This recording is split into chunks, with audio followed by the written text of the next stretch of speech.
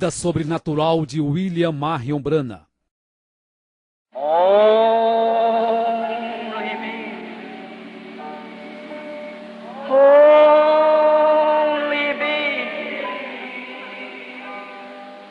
All things are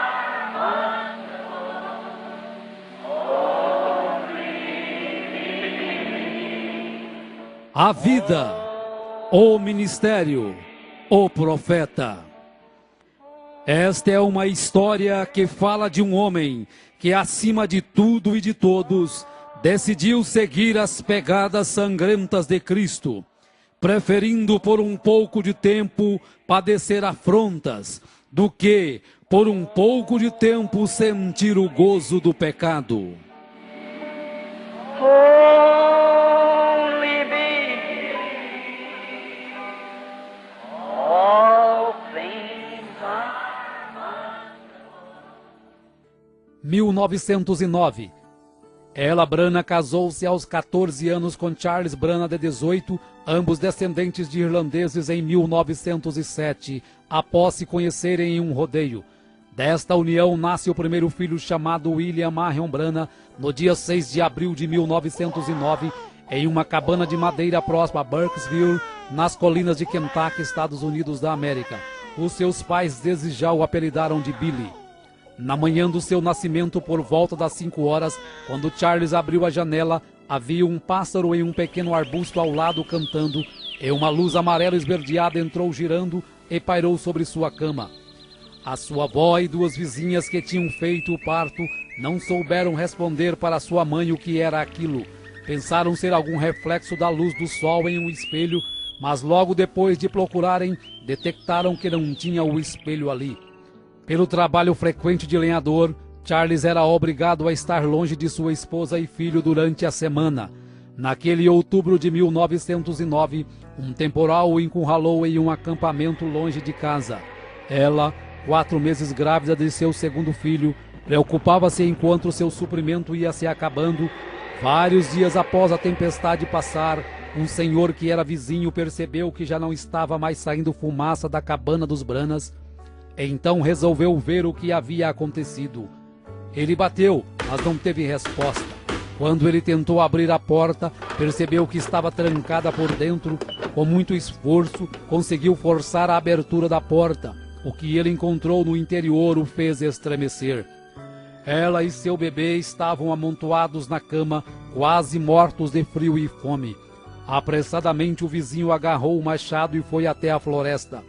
Voltando com suficiente lenha para aquecer a cabana, sem encontrar comida, foi até sua casa e retornou com o máximo de mantimentos que podia carregar. E isto foi o que os manteve vivos até a chegada de Charles. 1910. Em março de 1910, Charles e Ella Branham tiveram seu segundo filho, Edward Branham. 1911.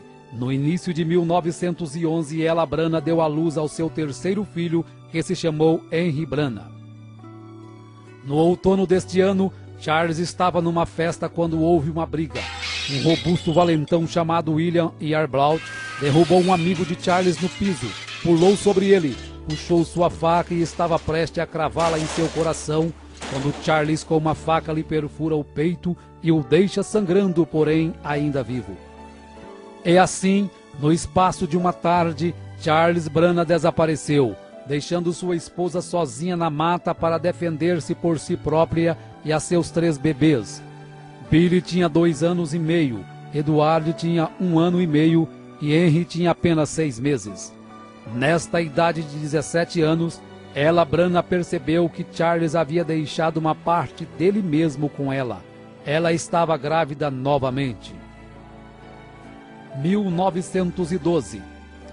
Na primavera de 1912, quando Billy estava com um pouco mais de 3 anos, a sua primeira visão aconteceu. Ele estava bem atrás de sua casa brincando com seu irmão mais novo, Edward. Quando ele percebeu que havia um pássaro de peito ruivo cantando em uma árvore ali perto, ele deu um passo à frente e o pássaro voou, e de onde o pássaro estava veio um som como um vento agitando as folhas.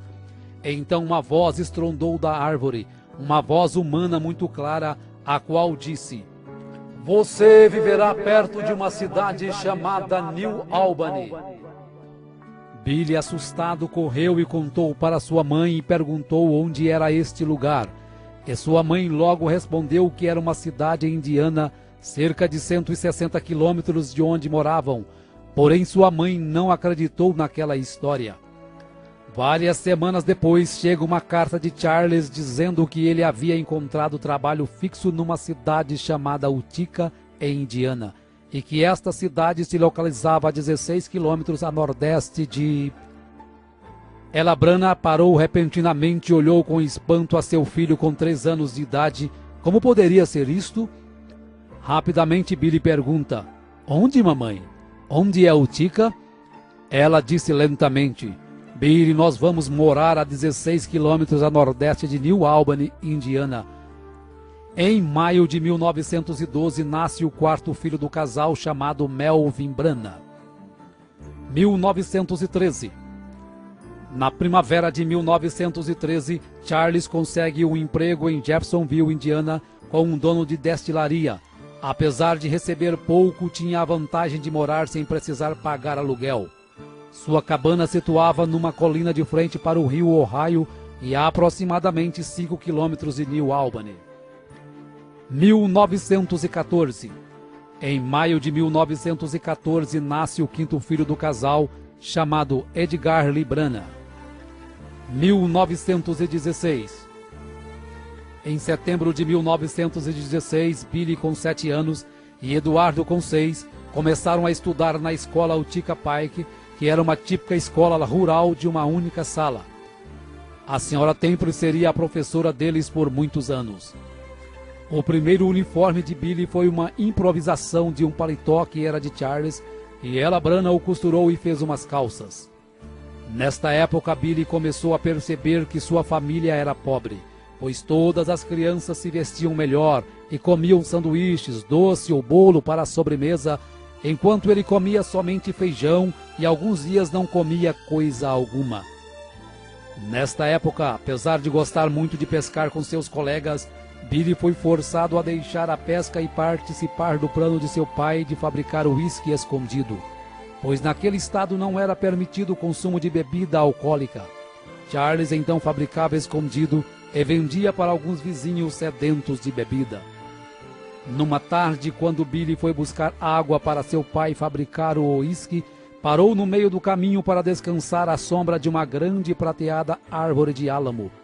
Lágrimas escorridas misturadas com poeira estavam estampadas em seu rosto quando algo aconteceu. Aparentemente parecia ser apenas o barulho do vento soprando entre as folhas da árvore. Olhou para cima e as folhas não estavam em movimento. Tampouco havia sequer sinal de vento. Levantou-se, caminhou uma pequena distância, olhou novamente para cima. Então ouviu aquele ruído novamente e notou que bem no meio da árvore havia um redemoinho do tamanho de um barril agitando seus galhos. E o vento parecia estar soprando sobre as folhas de um lugar específico da árvore. E o barulho já estava bem mais forte. De repente, em meio deste redemoinho, uma voz estrondou da árvore, uma profunda e audível voz dizendo: Nunca fumes, nem bebas, nem de maneira alguma corrompa o seu corpo, porque tem uma obra para ti quando tiveres maior idade. Saiu correndo e contou para seus pais, e disse que nunca mais passaria por aquela árvore novamente, e ele nunca mais passou. 2 semanas mais tarde, Billy e Edward estavam brincando e subitamente ele sentiu algo estranho vir sobre ele. Então ele parou e sentou-se ao lado de uma árvore à margem do rio Ohio. Ele olhou para baixo em direção a Jeffersonville e viu uma ponte levantar-se da margem, peça por peça, em movimentos rápidos e atravessar o rio. Viu também que durante sua construção, parte da ponte caía, causando a morte de 16 homens, desaparecendo nas águas escuras. Novamente, quando ele conta a história para sua família, ninguém acredita, a não ser sua mãe, que começa a ligar os fatos desde o seu nascimento. 1917. 1917 foi um difícil ano para Billy na escola. Muito pobre, sem condições de uniforme digno, sem sapatos para usar. Um dia a professora ficou curiosa em saber por que Billy insistia em usar um casaco em um dia tão quente. Como ele não estava com camisa por baixo, disse que estava com frio. Então ela pediu que ele se sentasse próximo à lareira para aquecer, pois só podia estar doente. Gotas de suor formaram em sua fronte e escorriam por sua face, mas ele não contou o segredo para evitar risadinhas que já estavam sendo frequentes acerca de suas vestimentas. 1923. Em maio de 1923, nasce o 8º filho do casal Brana, chamado Howard Brana, que se junta a Charles Jr. de 4 anos, Jesse de 7, Edgar de 9, Melvin de 11, Henry de 12, Eduardo de 13 e Billy com 14. Nesta época, Billy fazia armadilhas para apanhar animais e ajudar a colocar comida em casa, pois para seu pai estava difícil sustentar 8 filhos, principalmente no inverno. Os Branas tinham uma má reputação nos arredores de Jeffersonville, por isso Billy frequentemente era evitado pelas pessoas. E ele sabia que era porque seu pai e seus tios eram uma turma desagradável de fumantes, mascadores de fumo, que jogavam, bebiam e fabricavam bebidas alcoólicas clandestinamente. Neste ano, Billy foi tentado a beber, sendo forçado por seu pai e um amigo. Quando Billy não aceita, seu pai o chama de marica. Billy, enfurecido, pegou a garrafa para colocar na boca, quando aquele redemoinho começou a soprar, o fazendo lembrar daquela grande voz. Então jogou a garrafa no chão e saiu correndo e chorando. Na primavera de 1923, Billy caminhava com uma garota para a escola. No caminho de volta para sua cabana, 5 garotos o ameaçaram por estar caminhando com aquela garota e bateram em Billy até quase o deixar inconsciente. Billy foi direto para casa, pegou um rifle Winchester calibre 22, carregou com 16 balas. Então foi para um ponto da estrada onde ele sabia que os garotos passariam. Dando passos detrás do arbusto, Billy barrou o caminho deles com seu rifle apontado e engatilhado. Ele disse calmamente: "Qual de vocês quer morrer primeiro?" Os 5 garotos ficaram pálidos e gritaram em terror. Billy disse: "Não choraminguem, porque todos vocês vão morrer um por um." Ele puxou o gatilho, a bala não disparou. Rapidamente Billy empurrou o ferrolho e forçou uma outra armação na câmara. E também falhou. Nesta hora, os 5 garotos já estavam gritando e correndo e pulando atrás de árvores. Billy, com toda a intenção de matá-los, manteve-se puxando o gatilho tão rápido quanto podia fazer a ação, mas cada bala falhou. Os 5 garotos tinham ido longe. Espalhadas no chão ao lado de Billy estavam 16 balas. Ele as pegou, as colocou de volta na arma. Então apontou seu rifle para uma árvore e começou a puxar o gatilho. Desta vez cada uma disparou. Billy permaneceu no meio da estrada fervendo com raiva enquanto lágrimas corriam em sua bochecha inchada. No verão daquele ano, quando terminaram as aulas, Billy foi embora para casa para nunca mais voltar à escola. Numa tarde de outono de 1923, Billy estava caminhando para casa com seu primo Jim Poole, com o qual havia caçado alguns pássaros. De repente, um rifle de Jim disparou acidentalmente, explodindo nas pernas de Billy a queima-roupa. Então Billy caiu prostrado, gritando de dor. Jimmy caiu de joelhos e sussurrou: "Eu sinto muito, Billy." Então ele deu uma boa olhada nas pernas de seu amigo. Jimmy palideceu e disse: "Billy, não se mova, eu irei buscar ajuda." "Não, não me deixe!" Billy gritou, porém Jimmy já estava correndo como um coelho. Quando Billy olhou para suas pernas, ele ficou horrorizado ao ver que elas estavam quase partidas ao meio. Ele baixou sua cabeça para trás e tremeu de medo. Então clamou: "Deus, tenha misericórdia de mim!" Rapidamente, Jimmy estava de volta com um vizinho, o qual levou Billy ao hospital memorial do município de Clark. Billy gritava em agonia enquanto as enfermeiras cortavam grandes pedaços de carne com tesouras e limpavam a abertura ferida o melhor que podiam. Se Billy perdesse muito sangue, poderia ser fatal. Após a cirurgia, Billy dormiu por 8 horas sob anestesia. Neste intervalo, algo aconteceu. como um sonho, porém mais vívido do que um sonho.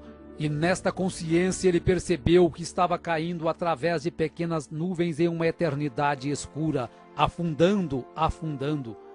Então, debilmente, já muito fraco, ele ouviu ruídos e gemidos. Assim que caía, o som aumentava até que estivesse todo ao redor dele. Gemidos e gruídos. Agora faces apareciam na escuridão, faces de mulheres, faces horrorosas com gangrenas de cor esverdeadas ao redor de seus olhos e bocas torcidas, gemendo. Billy clamou: ó Deus, tenha misericórdia de mim, tenha misericórdia. Se tu somente me permitires voltar e viver, eu prometo a ti que serei um bom garoto. E num instante ele estava de volta no quarto do hospital. Após 7 meses, as pernas de Billy não haviam melhorado. Então, na primavera de 1924, novamente é operado para retirar restos e chumbos que haviam ficado em sua perna, e desta vez a cirurgia foi um sucesso. Foi neste ano, numa de suas saídas para a floresta, que Billy descobriu a caverna de Greens Mill, onde ele se encontraria com Deus no futuro. 1926. Em meados de 1926, Billy conhece uma garota e, pensando ser diferente das outras, marca um encontro e saem para dar uma volta de carro. Parou em uma lanchonete para comprar sanduíches e, quando ele volta, encontra a garota fumando, a qual ele pensava ser uma boa moça e alguém cuja companhia seria mais apta a desfrutar. Para ele isso foi um choque. Ela o convida a fumar, porém quando ele não aceita, ela o chama de marica. Por isso ele pega o cigarro para fumar e o redemoinho novamente o impede de praticar aquilo que Deus o havia ordenado para não fazer. Nesta mesma época, quando caminhava com seu primo Jimmy, uma cigana o chama e diz que há uma luz que o segue. E explica que aquela luz é porque ele havia nascido sob um sinal muito profundo para uma chamada divina. Tais experiências permitiam que Billy soubesse que sua vida diferia das dos outros rapazes de mais formas do que apenas pobreza. 1927. Em agosto de 1927, nasce o 9º filho do casal, chamado James Branagh. Como sempre, Billy encontrou sua maior paz vagando pela floresta com seu cachorro Fritz do que saindo com garotas ou amigos. Um dia o Sr. Short, um xerife assistente local, envenenou a comida de Fritz. Billy ficou furioso.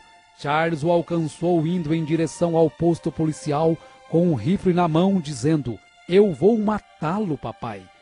Charles tomou o rifle e o manteve longe dele. Billy retornou onde estava enterrado seu cachorro.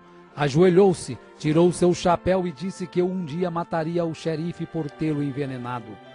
Agora que seu melhor amigo se tinha ido, Billy sentiu a necessidade de uma mudança em sua vida mais do que nunca. Mais tarde, naquele outono, conheceu um homem chamado Francisco que estava saindo para o oeste, a Phoenix, no Arizona. Quando o Sr. Francisco o convidou para ir com ele, Billy agarrou a oferta tão logo estivessem prontos para partir. Billy disse à sua mãe que ele iria acampar por 1 ou 2 semanas. Daquela maneira ele poderia deixar a cidade sem que ela tentasse falar com ele para impedi-lo. Quando ele chegasse no Arizona, lhe escreveria uma carta e explicaria.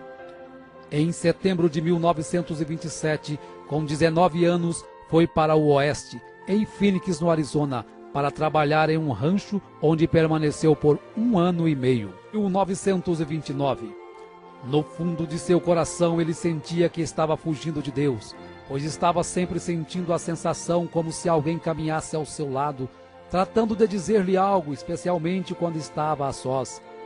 Um dia recebeu uma carta de sua mãe avisando que seu irmão Eduardo estava muito doente, porém Billy não levou isto muito a sério.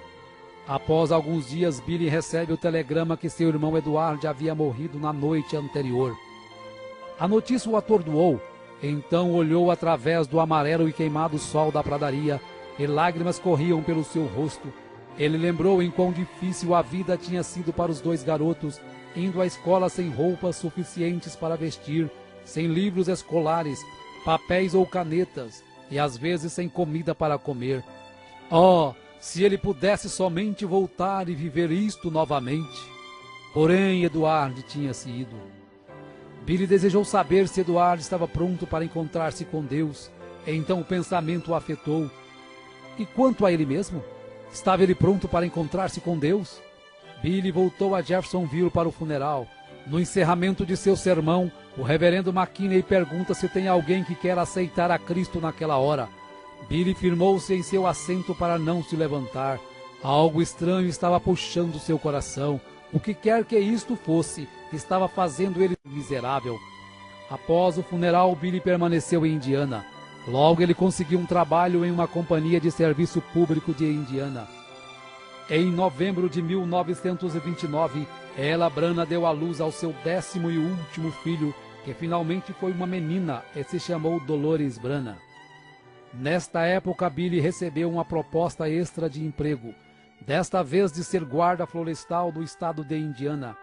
Agarrando a proposta de imediato, pois ele ajudava no sustento da família Branham com 11 pessoas em casa. Um dia, ao ser escalado para patrulhar o Parque Estadual de Henryville, dentro do ônibus, uma mulher astróloga disse quem ele era, o dia em que ele havia nascido, e que havia nascido sob um sinal como um dom para a humanidade. Termina dizendo que ele havia nascido para o Oeste. 1930. Após algum tempo, Billy sofre um acidente de moto em frente a um campo de treino de pugilistas. Então os homens o convidam para entrar e assistir a algumas lutas enquanto se recupera. A partir de então começa a tomar gosto pelo boxe e inicia os treinamentos com George Smith, que era então conhecido por 6 segundos, por derrotar um adversário no ringue em 6 segundos. Billy prosperou no ringue e, lutando como amador, nunca havia perdido uma luta. Depois de um ano de competições, ele se tornou um profissional e campeão de vários torneios. Até então ele pensava que era imbatível, até que lutou contra Bill Pritchard. Nesta luta, Billy foi tão massacrado que no intervalo do último round, orou a Deus que se ele permitisse que saísse vivo daquela luta, nunca mais lutaria. Depois daquela noite, Billy jamais subiu no ringue novamente. 1931. No outono de 1931, Billy, com 21 anos de idade, foi acometido de acidez estomacal devido ter se asfixiado com gás em seu trabalho em New Albany, ficando muito ruim. Seu estômago rejeitava quase tudo o que tentava comer. Então, após passar por especialistas em Louisville, Kentucky, os médicos disseram que era apendicite e que ele tinha que ser operado. Muito embora ele nunca tivesse sentido nenhum sintoma dessa enfermidade, permitiu que fizessem a cirurgia.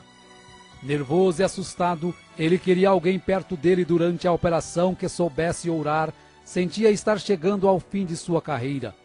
Embora não tivesse jamais bebido, fumado ou se corrompido de alguma forma, tinha a consciência de que não estava pronto para se encontrar com Deus.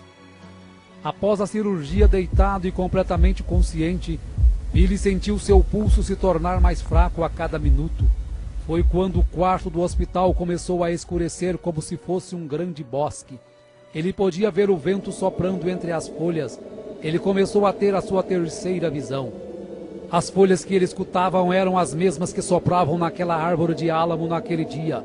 Porém, desta vez a voz disse: "Nunca bebas, nem fumes, nem corrompa seu corpo de maneira alguma. Eu tenho te chamado, porém tu não tens me atendido." Estas palavras se repetiram por 3 vezes. E então disse: "Senhor, se és tu, permita-me voltar de novo à terra, e pregarei teu evangelho desde os terraços e esquinas das casas. Eu contarei a todo mundo sobre isto." Quando esta visão passou, ele já se sentia melhor. Durante o inverno de 1931, sua condição continuou piorando. Seu estômago rejeitava quase tudo o que tentava comer. Seus olhos haviam desenvolvido astigmatismo e por isso não conseguia ler sem espessas lentes. Os médicos já haviam concluído que sua condição era sem volta e prescreveu uma rígida dieta. A partir deste momento ele começou a buscar a Deus, começou a ler a Bíblia sistematicamente e quanto mais lia, mais encorajado ficava. Foi de igreja em igreja para ver se alguma fazia chamada de altar como faziam antes e para sua tristeza não encontrou nenhuma. Uma noite sentiu tanta necessidade de Deus e de uma experiência real que foi a um velho celeiro detrás da casa para orar. Logo se colocou de joelho naquela terra fria e úmida e começou a falar com Deus como se estivesse falando com qualquer pessoa. De repente apareceu uma luz âmbar brilhante na cabana e formou uma cruz. E a voz que a cruz falava ele não podia entender. E então logo aquilo se foi. Orou novamente. Senhor, se és tu, por favor, venha e fala-me outra vez. E logo aquilo veio novamente. Nesta época foi que sua mãe sonhou que Billy estava em uma nuvem branca pregando para todo mundo. Aquilo atingiu Billy de uma maneira muito peculiar, porque sua mãe quase nunca sonhava. 1932. No outono de 1932, Billy estava trabalhando na rede elétrica quando viu pela primeira vez Amélia Hope Brumbeck, uma linda moça com cabelos escuros. Então decidiu conversar com a moça. Nesta conversa, ela convidou Billy para ir à igreja que ela frequentava, a Igreja Batista Missionária em Jeffersonville, da qual o pastor era o Dr. Roy Davis. Apesar de ter ido para a igreja somente por causa de Hope, Billy desenvolveu um imenso respeito por Davis. Passado algum tempo convicto nas Escrituras, Billy pediu que Davis o batizasse da mesma maneira que os apóstolos batizaram no livro de Atos. Embora contra a doutrina da Igreja Batista, o Dr. Davis batizou Billy no nome do Senhor Jesus Cristo. Meses haviam passado e a saúde de Billy só piorava. Ao ler algumas escrituras na Bíblia, correu até a casa do Dr. Davis pedindo que ele ungisse com óleo e orasse por ele, e voltou para casa regozijando e reivindicando sua cura. Naquela noite jantou feijão, cebolas e pão de milho. Sua mãe ficou esperando que ele morresse, pois o médico havia pedido para ele não comer nada sólido. Aquela comida descia para o estômago e voltava várias vezes, mas ele voltava a engolir. E assim foram por vários dias, lutando para comer, e os sintomas continuavam. Pouco a pouco, nos próximos meses, sua condição foi melhorando, até que eventualmente ele podia comer qualquer coisa que quisesse. Seu astigmatismo também melhorou, até o ponto de não precisar mais usar óculos. Ele vibrou de alegria e sua confiança na promessa de Deus aumentou.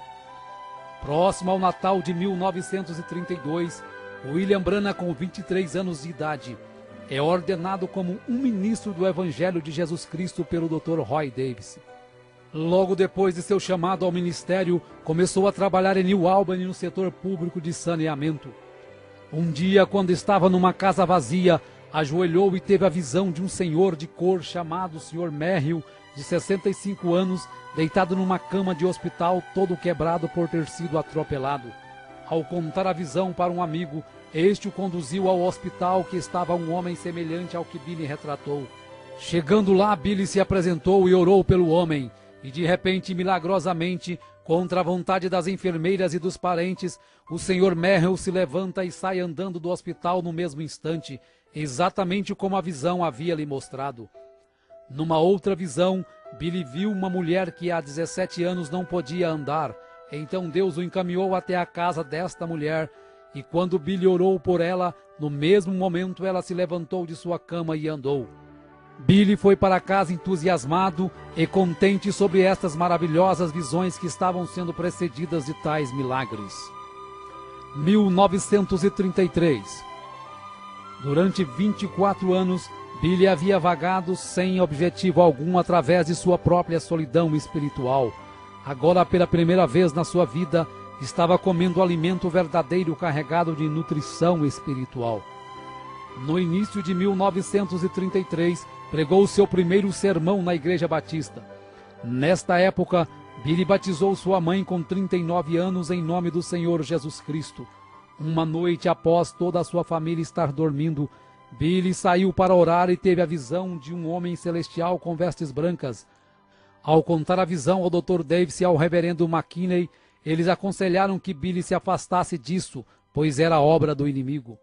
Porém, Billy continuava tendo as visões e havia tomado com seriedade o novo ministério, pregava em todos os lugares que passava.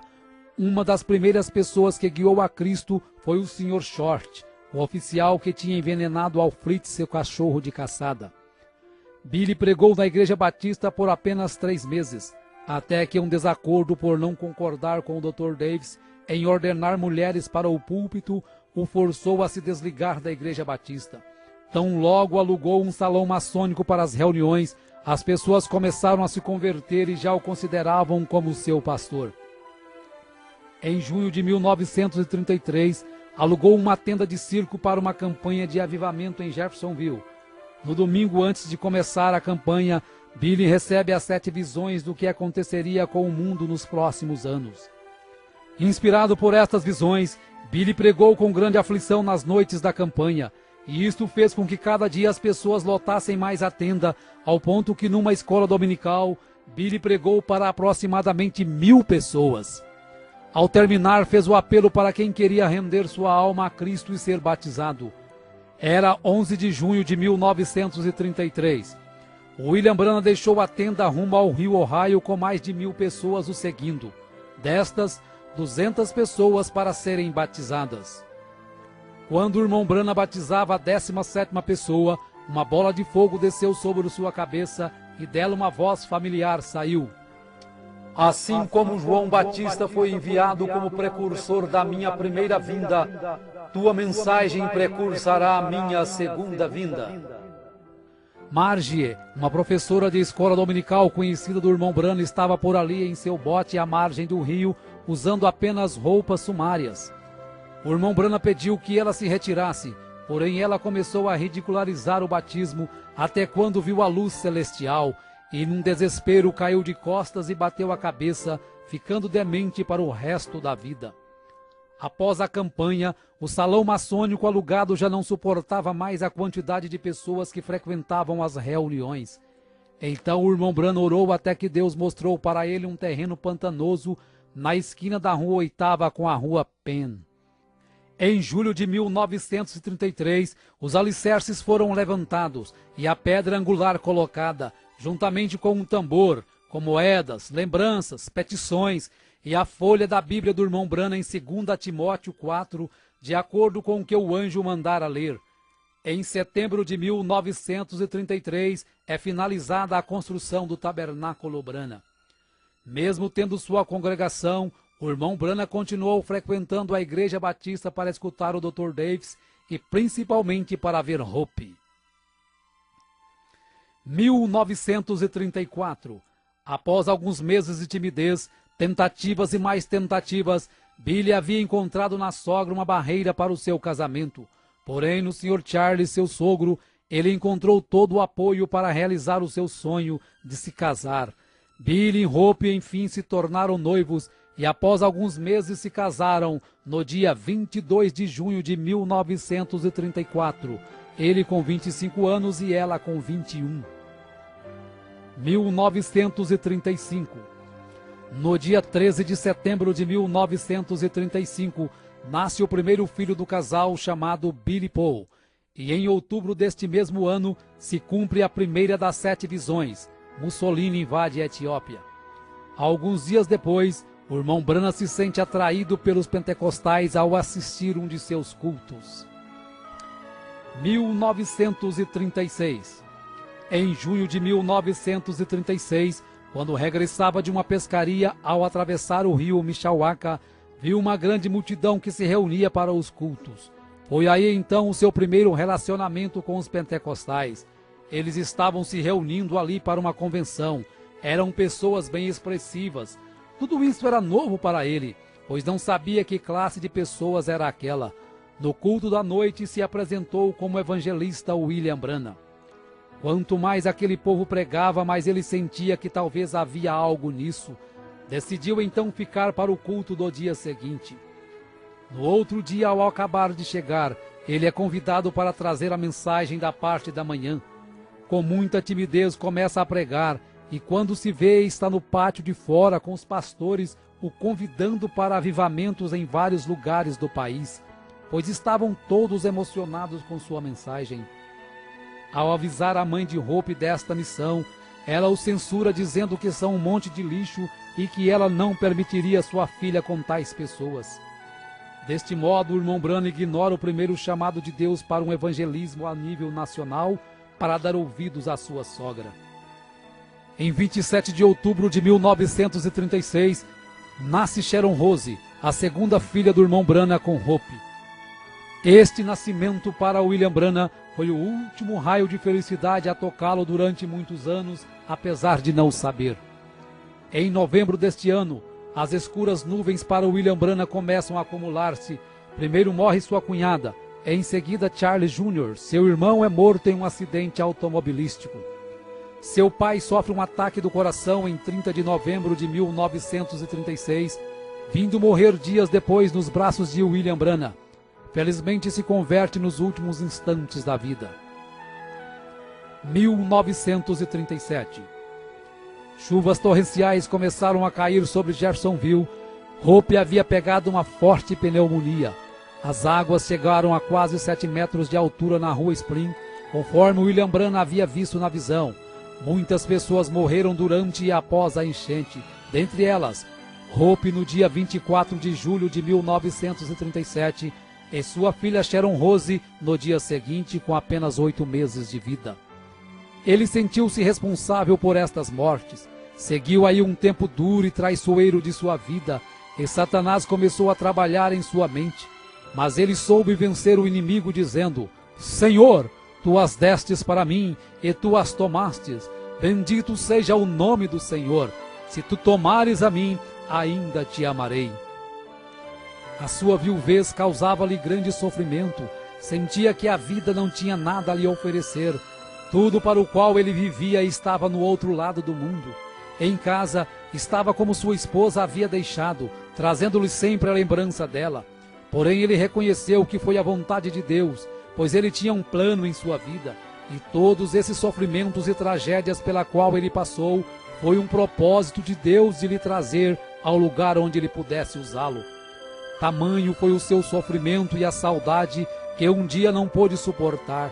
Estava em seu trabalho mexendo com alta tensão, começou a tirar a sua luva para pôr a sua mão nos fios com tensão de 2.300 volts. Mas a misericórdia de Deus o livrou, e quando acordou, estava sentado no chão ao lado do poste com suas mãos levantadas. Ele mesmo disse que Deus estava protegendo o seu dom e não a ele. Em um outro dia desses estava tão deprimido que tirou um revólver e disse: Senhor, eu não posso aguentar mais. E orando o Pai Nosso, pôs um revólver na sua cabeça e apertou o gatilho o mais que podia, porém a arma não disparava.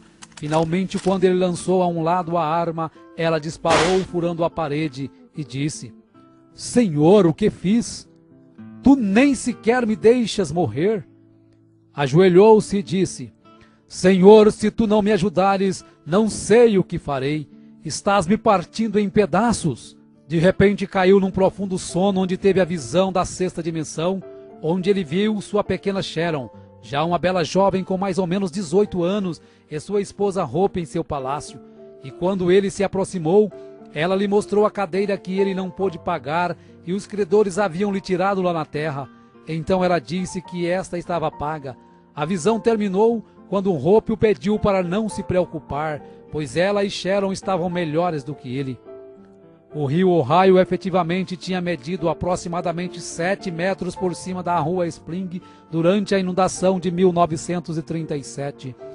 Exatamente como o anjo lhe tinha mostrado que seria, o tabernáculo Branham, o qual não estava longe, também tinha recebido um batismo. Quando as águas baixaram, todos os móveis do tabernáculo estavam virados para cima, a não ser o púlpito, que se posicionou de volta no lugar exato em que estava, na posição vertical e voltado para a congregação. A noite anterior à inundação, Billy tinha deixado sua Bíblia aberta na parte superior do púlpito. Quando ele finalmente conseguiu retornar para inspecionar o dano, descobriu que sua Bíblia estava exatamente onde a tinha deixado, ainda aberta na mesma página. Billy tomou isto como um sinal de Deus. Embora as circunstâncias externas de sua vida estavam em desordem, a palavra de Deus que ele pregava permanecia sempre fiel e estável. 1939. Em 1º de setembro de 1939, se cumpre a segunda das 7 visões que William Branham havia recebido em 1933. Adolf Hitler invade a Polônia e a partir dali viria o Holocausto dos Judeus. 1940. Um ano de muitas visões e milagres. Enfatizamos apenas o caso de George Carter, uma moça de 23 anos com tuberculose que foi curada pelo irmão Branham, sendo vista antecipadamente através de uma visão. Viveu com saúde até 1954, quando diagnosticou câncer no seio. Novamente o irmão Branham ora e ela é curada, recebendo mais 44 anos de vida, morrendo em 1998 com 84 anos de idade.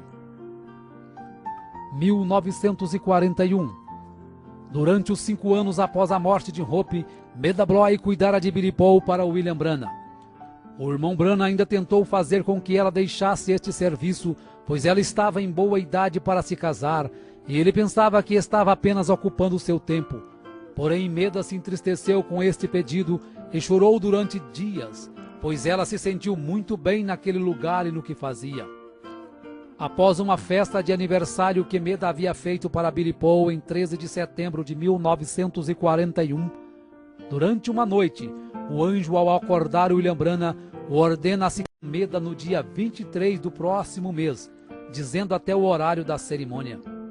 William Branham e Meda Bloy se unem em matrimônio no dia 23 de outubro de 1941, conforme a ordenação do anjo, e como lua de mel, Billy, Meda e Billy Paul vão para as montanhas Hurricane, próxima à fronteira do Canadá, onde ocorre o incidente da sua perda em meio à tempestade, conforme narrado por ele na mensagem Um Guia. 1945. Mussolini tinha morrido em desgraça, Hitler havia chegado a um fim misterioso e o comunismo estava se fortalecendo como uma força política dominante. As 3 primeiras visões já haviam se cumprido. Agora William Branham se sentia mais otimista acerca de seu ministério, pois Deus cumpria cada visão que lhe dava. Foi neste ano que ocorreu o incidente do touro assassino e a cura da esposa do incrédulo Sr. Andrews. 1946. No dia 21 de março de 1946, Meda dá à luz ao seu primeiro filho, uma menina chamada Rebecca Branham. Nesta época, todos os ministros o criticavam pelos incidentes que haviam ocorrido na sua vida. O paradoxo de pregar a cura divina e perder tantos queridos de uma só vez, e acabavam por dizer que todos os milagres que seguiam as visões procediam de poderes demoníacos. Isto deixou William Branham muito deprimido, e já estava começando a crer que tudo o que acontecia com ele era obra do inimigo. 7 de maio de 1946, um dia que marcaria William Branham para o resto da vida.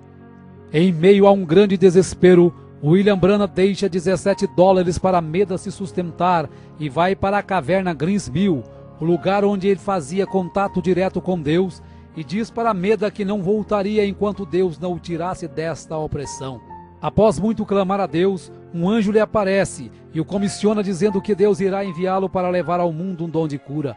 Para que as pessoas pudessem crer nele, era necessário que ele fosse apenas humilde e sincero, e seria-lhe dado 2 sinais como foi dado a Moisés. O primeiro seria que, ao pegar na mão direita do enfermo com a sua mão esquerda, poderia detectar a presença de alguma enfermidade. E o segundo seria que, por meio de uma visão, ele diria até os mais profundos pensamentos e intenções dos corações. Assim sendo, todos terão que crer. Em seguida, o anjo lhe mostra através das Escrituras que Jesus em seu ministério discernia os pensamentos e intenções dos corações e curava os enfermos. Enquanto isso, os homens religiosos chamavam isso de obra de demônios e chamavam-no de Beelzebu. Quando o anjo se foi, o irmão Branham retornou para casa convicto de seu ministério. Em um domingo, quando entrou à sua igreja, ouviu aos irmãos cantando "Somente Crer". Quando sentiu a presença do anjo se aproximar, percebeu que este estava destinado a ser o seu hino tema. Passado alguns dias, William Branham procura o Dr. Roy Davis para contar acerca da sua comissão, e novamente o Dr. Davis diz que ele está apenas cansado e que foi apenas um sonho. Mesmo com a falta de incentivo, o irmão Branham estava determinado a seguir a comissão do anjo. Neste ano ele começa a exercer os sinais que a ele foi dado pelo anjo. Pessoas começam a procurá-lo para serem curadas. Através do primeiro sinal, do pegar na mão direita da pessoa enferma, curas e milagres começaram a acontecer. Um dia, o pai de uma criança curada por William Branham o convida para uma semana de avivamento e cura em St. Louis. E durante as reuniões em St. Louis, o irmão Branham fazia a chamada de altar para as pessoas que estivessem enfermas recebessem a oração da cura. No término da semana, os ministros de St. Louis estavam perplexos ao verem tantos prisioneiros serem libertos, câncer desaparecer, tuberculose sumir, surdos ouvirem, cegos verem, aleijados andarem, e por isso pediu para que o irmão Branham ficasse mais uma semana. Após 11 dias de cultos, o irmão Branham teria tocado e orado por mais de 1000 pessoas. Fisicamente, o irmão Branham estava esgotado, porém realizado por ter feito o que Deus lhe pedira, se dedicar por tempo integral ao ministério.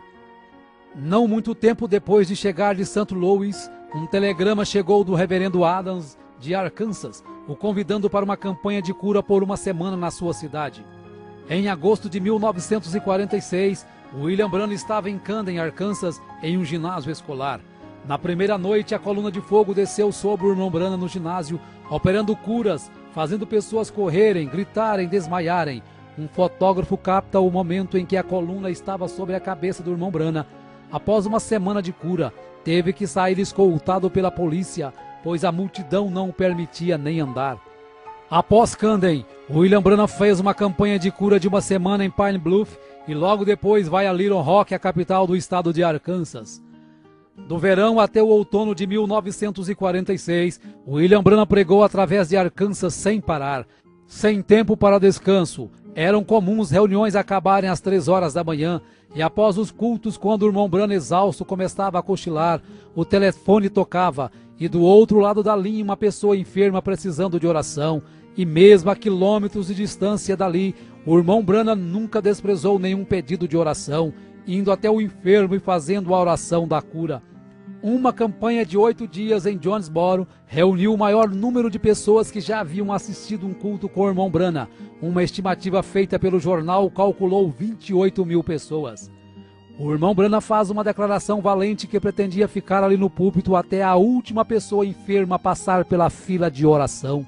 O primeiro dia e noite passaram, e o irmão Branham apenas tirava algumas horas para se deitar atrás do púlpito para cochilar. E quando acordava, a fila de oração ainda estava aliada, com o próximo enfermo esperando sua vez para receber oração. William Branham tomava suas refeições do lado do púlpito, assim ele podia continuar orando pelos enfermos o dia todo. Muitos ficavam dentro do auditório dia após dia, apenas enviando alguém para trazerem sanduíches quando tinham fome. Após 8 dias e noites orando, o irmão Branham se encontrava tão exausto, tanto física quanto mentalmente, que ao se deitar não conseguia adormecer. A fila de oração continuava crescendo cada dia mais, e já estava maior do que quando começou no primeiro dia, porém ele não conseguia continuar ali nem mais uma hora. Após 3 meses de campanha, William Branham volta para casa com 9 quilos a menos. Quando chegou em casa, havia aproximadamente 200 pessoas o aguardando, pois em todas as reuniões ele deixava seu endereço, para que quando alguém precisasse de oração, viesse até Jeffersonville em sua casa. Orou por estas pessoas até 2 horas da manhã, mesmo quando tentou dormir, carros continuavam chegando à sua porta por toda a noite. 1947. Embora não recuperado totalmente de seu esgotamento, em fevereiro de 1947, longas campanhas continuaram com oração pelos enfermos, sendo registrado aproximadamente 2.500 pessoas recebendo oração por dia.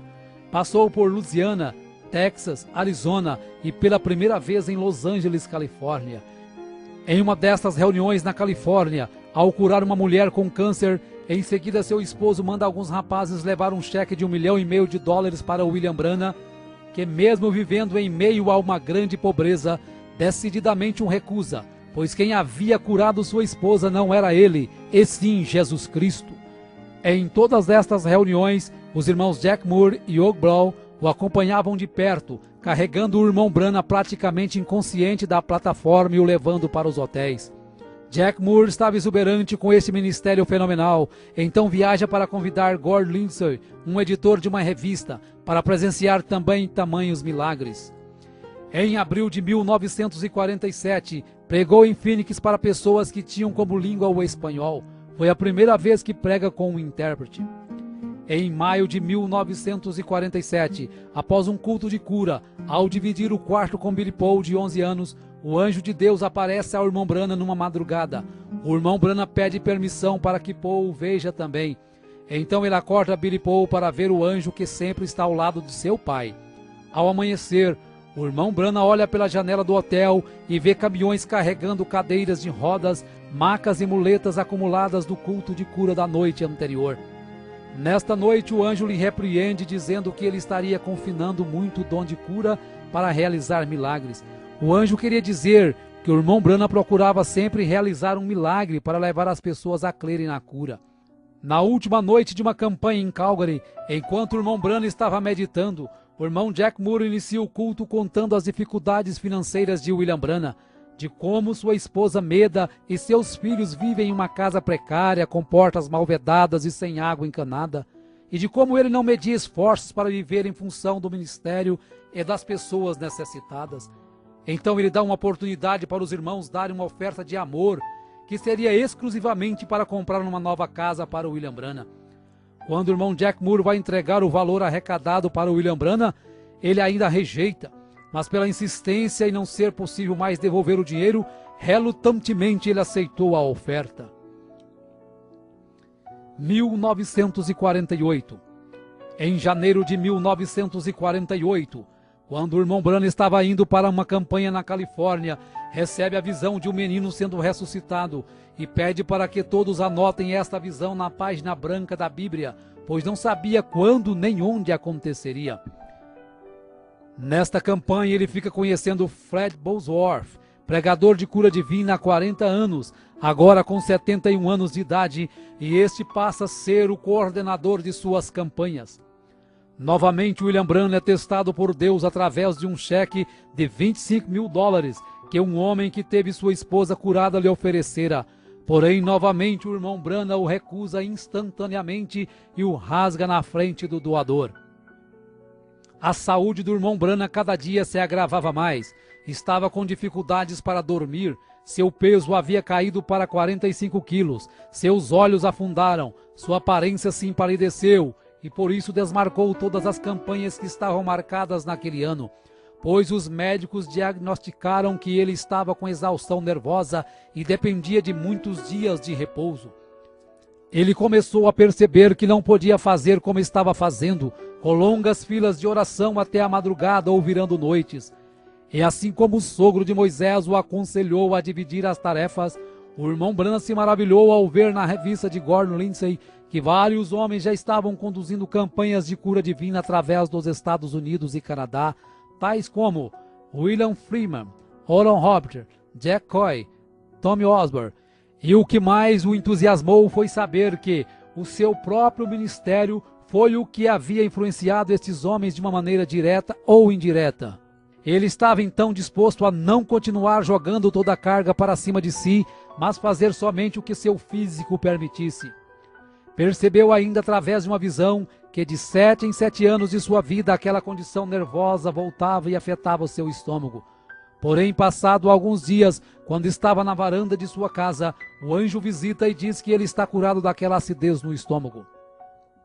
Após William Branham ter melhorado e ganhado 6 quilos, Aaron Buster e Fred Bosworth, como administradores das campanhas, começam a analisar as falhas cometidas no passado, como reuniões de cura divina terminar nas altas horas das madrugadas, fazendo com que o irmão Branham chegasse a um nível crítico de cansaço físico e mental. Decidiram então limitar o número de pessoas nas filas de oração e, para selecionar as pessoas, concordarem em usar os cartões de oração numerados, que deveriam ser entregues antes de começar os cultos. Desta forma, os administradores podiam monitorar sua força e encerrar o culto assim que eles sentissem que William Branham já tinha orado o suficiente. Em 14 de maio de 1948, Israel se declara uma nação independente, e o irmão Branham rapidamente associa esse fato com a figueira brotando descrita em Lucas 21. 1949. No dia 24 de julho de 1949, o curso da história cristã para William Branham mudaria para sempre. Quando estava pregando para 10.000 pessoas, ele tinha chamado a fila de oração, enquanto os oficiais reuniam 15 pessoas em ordem numérica. Quando chegou a primeira irmã para receber a oração, o irmão Branham já não fez como sempre havia feito nos cultos de cura, segurando a mão direita da pessoa enferma, mas simplesmente começou a ter visões de episódios que haviam acontecido e que aconteceriam com aquela pessoa. A partir de então, ele percebeu que o segundo sinal que o anjo havia lhe dado estava começando a entrar em evidência, que era ver até os segredos mais profundos do coração. Algumas pessoas criam na visão e outras pensavam que era telepatia ou algo arranjado. Numa campanha em Windsor, com aproximadamente 8.000 pessoas, no final da fila de oração, um jovem sem enfermidade tenta desmascarar o irmão Branham.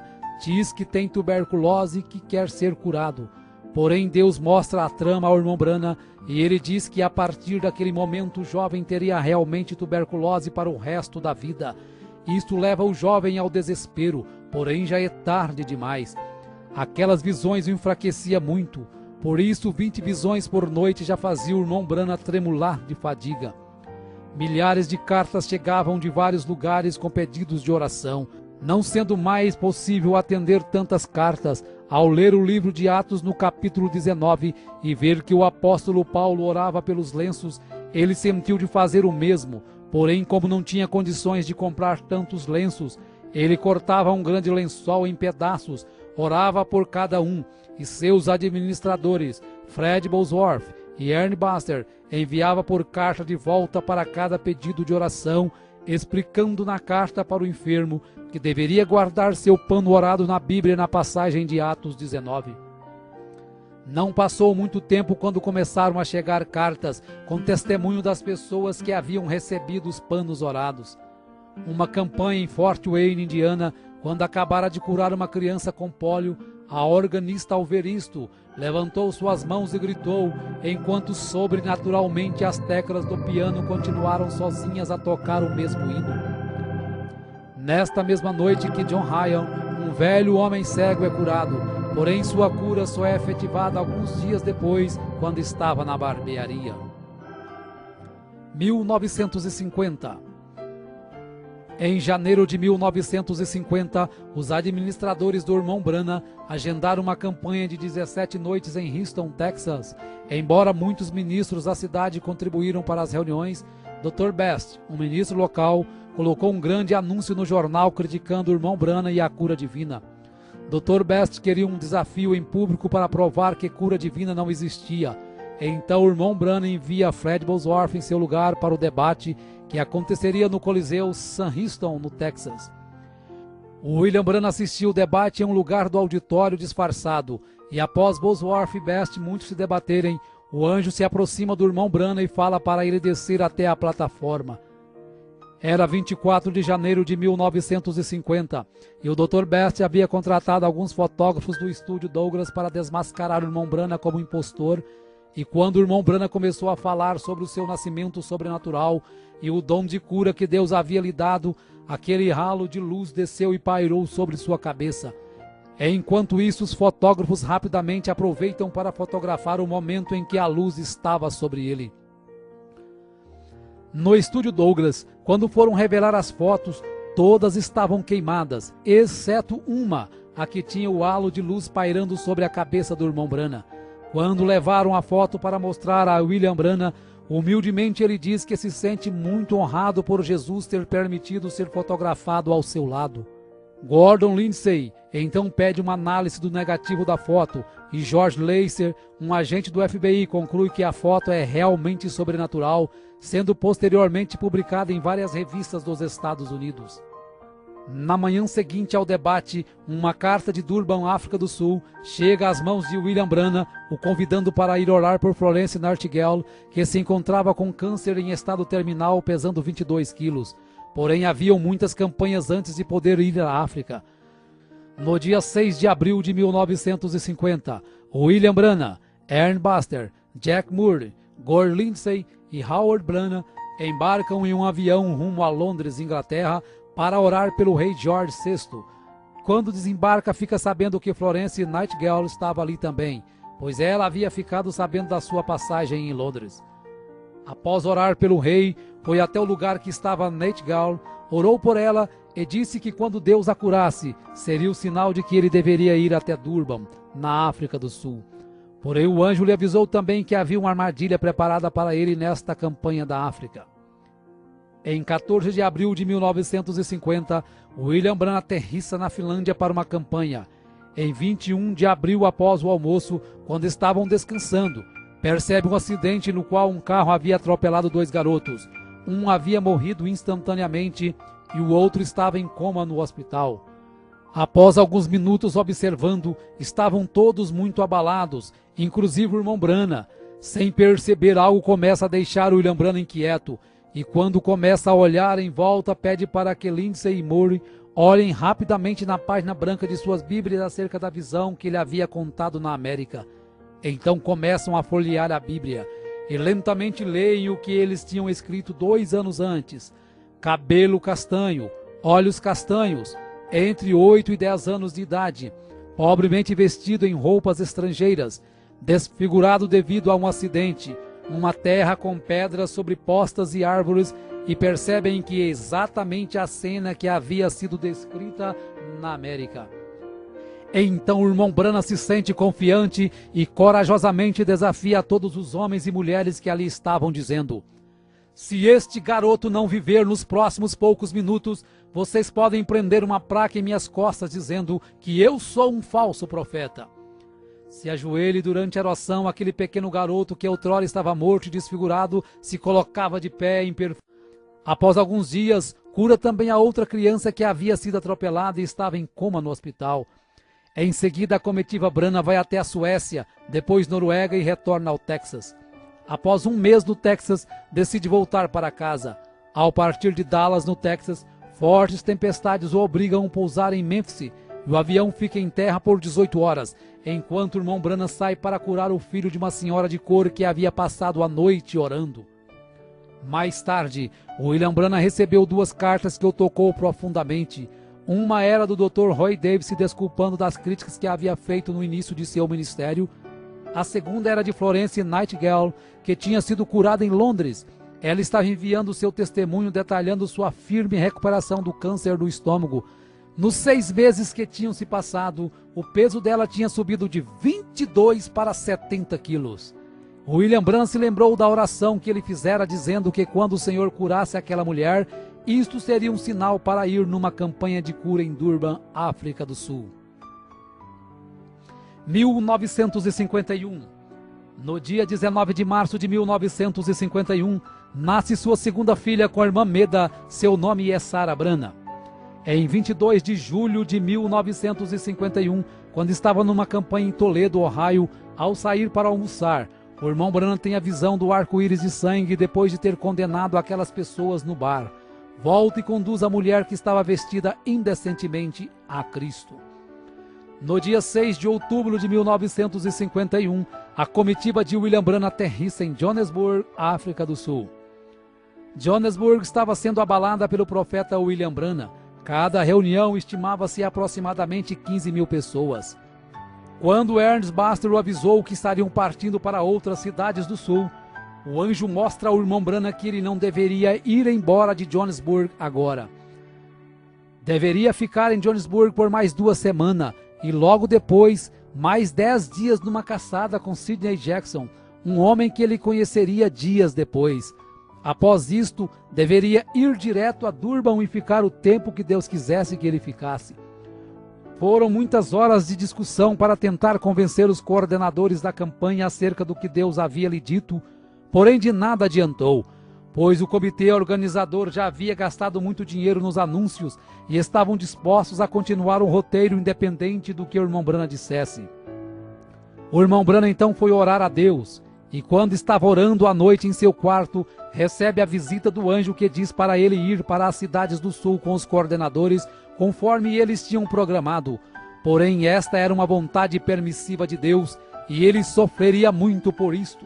Nesta hora, William Branham recorda da visão quando o anjo lhe fala da armadilha que estava preparada para ele na África.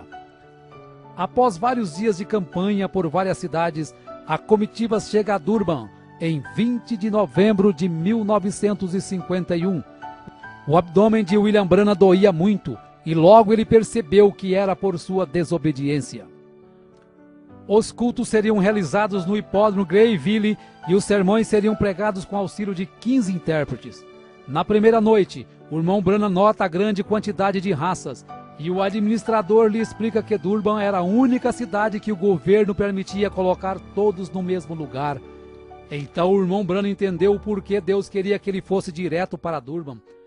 O profeta continua sentindo fortes dores no abdômen, mesmo quando estava orando e os enfermos sendo curados. Ele pedia para ser curado também, mas não era respondido, e se viu merecedor daquela rejeição pela desobediência. Em um momento chegou a ser tirado da plataforma chorando de dor.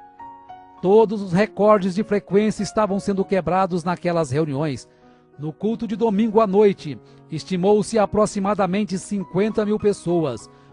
Foram tantas curas e libertações que quando o prefeito da cidade chamou o irmão Branham na janela do hotel, ele ficou atônito vendo 7 caminhões de gado abarrotados de cadeiras de rodas, muletas, macas e aparelhos, sendo seguidos por uma multidão de nativos de todas as tribos, ombro a ombro, sem inimizade, cantando somente crer, tudo é possível, somente crer.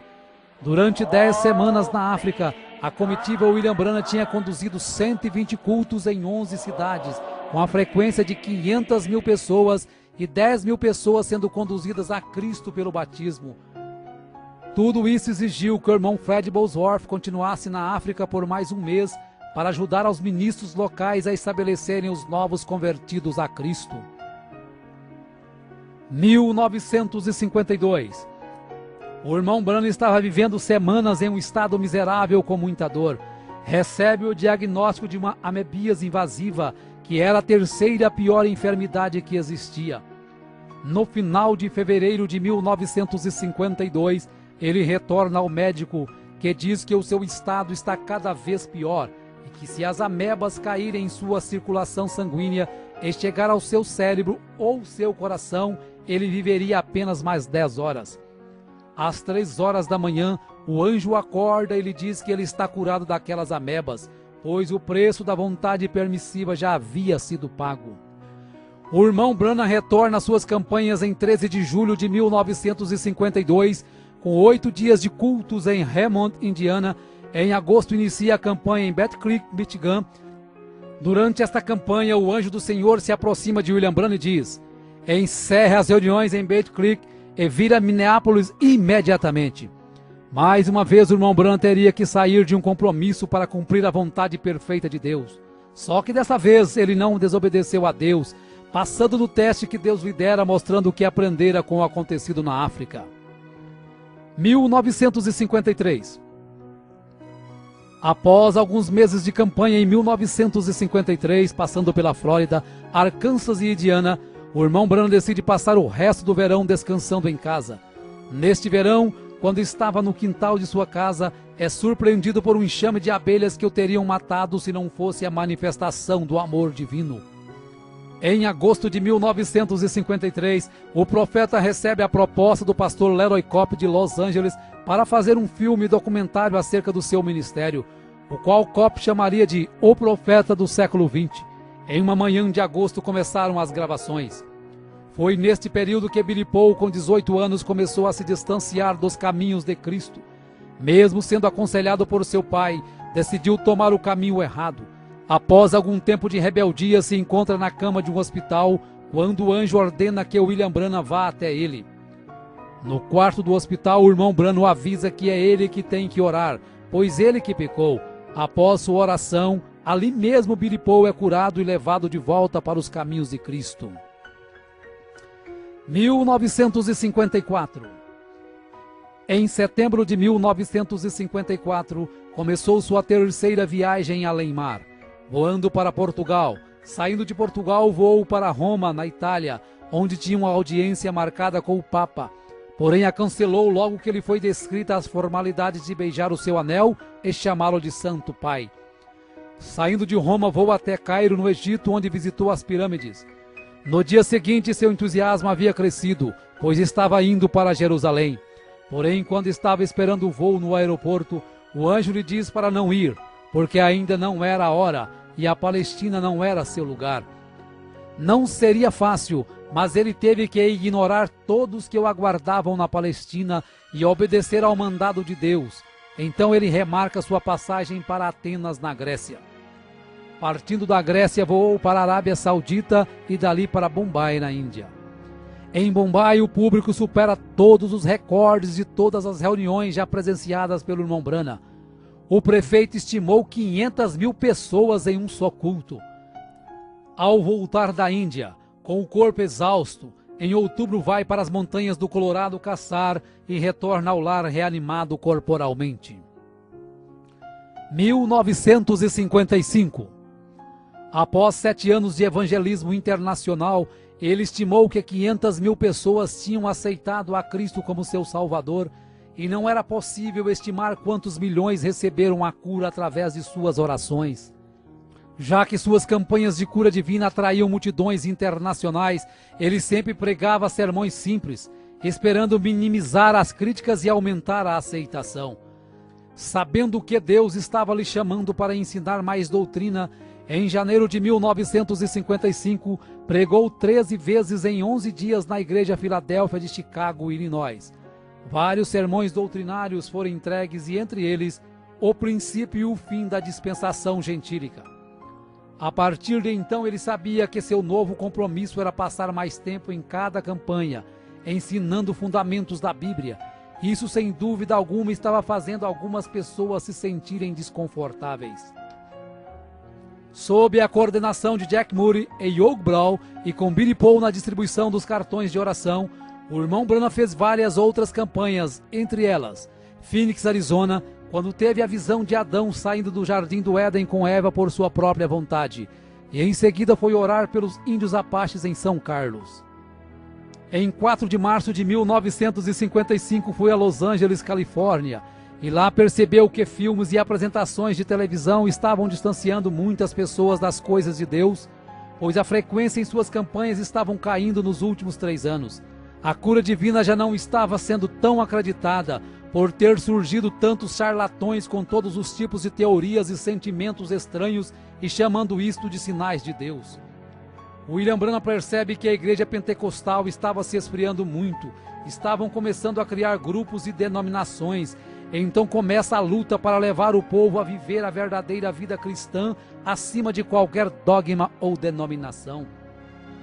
Em 1950, o irmão Branham ouve uma voz dizer que ele teria um filho, e este se chamaria José, apesar de ter tido apenas 2 filhas, e o médico dizer que Meda não poderia mais gerar filhos.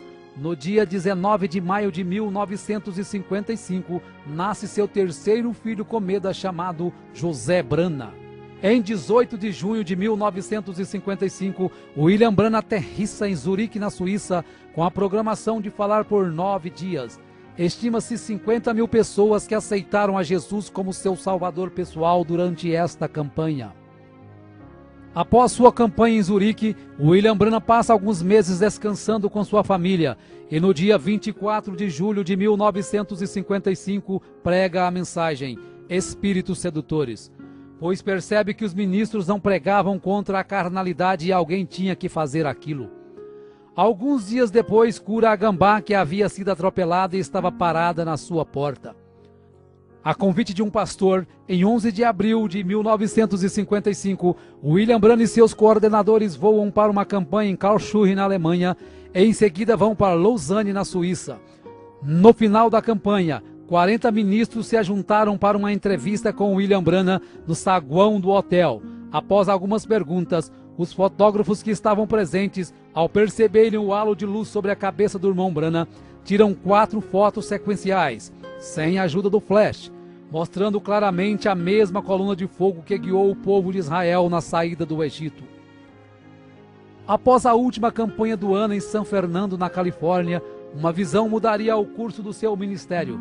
O anjo aparece e lhe fala de como ele deveria ganhar as almas para Cristo e lhe mostra as 3 puxadas. A primeira foi quando ele tomou as pessoas pela mão e pôde sentir as vibrações de suas enfermidades. A segunda foi o discernimento que lhe permite saber os segredos dos corações. e a terceira será algo mais reservado, não será um show público. Esta visão o deixa muito inquieto e preocupado, pois ainda não sabia o que seria a terceira puxada. 1956. No dia 16 de março de 1956, William Branagh, acompanhado de Billy Paul e seus administradores atuais, Jack Murray e Young Brown, Miner Arganbright, voam para a cidade de Tacubaya, no México. 25 mil pessoas lotavam o estádio de futebol em um dia chuvoso, quando uma mãe mexicana com um filho morto nos braços, desesperada, força todas as barreiras humanas para conseguir chegar à plataforma. O irmão Branagh ainda tentou colocar o irmão Jack Moore para orar pela criança, porém uma visão faz com que ele ore e ressuscite aquele bebê. Neste ano pregou muitas mensagens na América, mostrando vários pontos doutrinários e sempre lutando contra a decadência moral do seu país. 1957. No dia 29 de junho de 1957, estava pescando com os irmãos Buck Woods e Larry Woods. Ao fisgar um pequeno peixe que havia engolido o anzol e em seguida soltá-lo ao rio já morto, o anjo fala para o irmão Branagh ressuscitar o peixinho. Isso foi para mostrar que Deus se interessa também pelas pequenas coisas. Em outubro de 1957, quando estava caçando, chega um recado que seu irmão Howard, que ele ajudara nas campanhas, acabara de morrer. Após o funeral de Howard, William Branagh vai para Lakeport, na Califórnia, para uma curta campanha.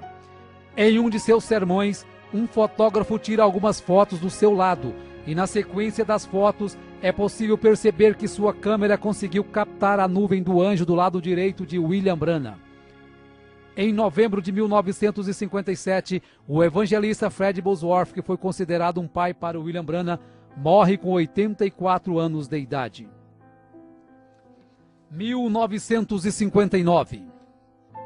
Na primavera de 1959, o irmão Branagh vai ao hospital orar por Linda Kelly, uma irmã que se desviara da igreja e agora estava entregando novamente sua vida a Cristo.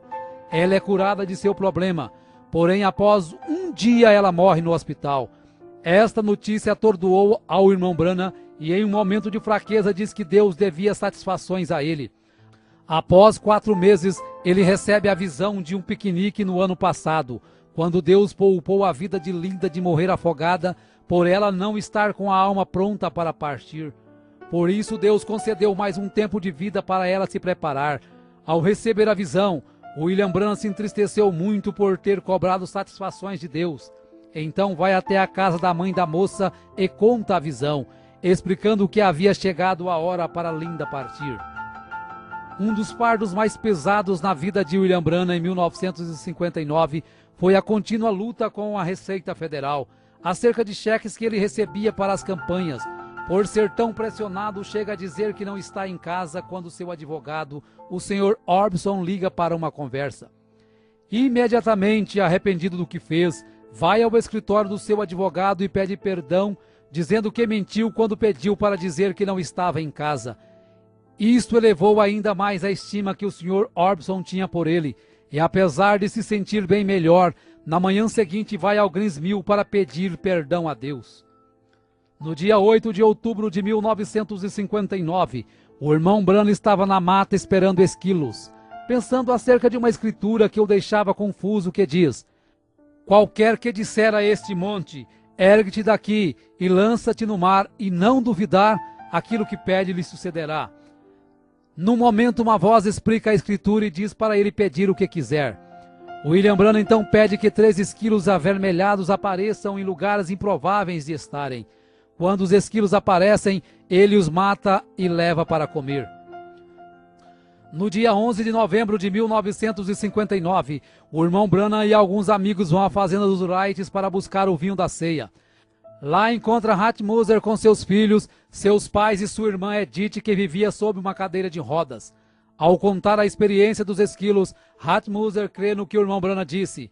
E nesta hora o anjo diz para o irmão Branagh falar para ela pedir o que quiser, que isso será feito.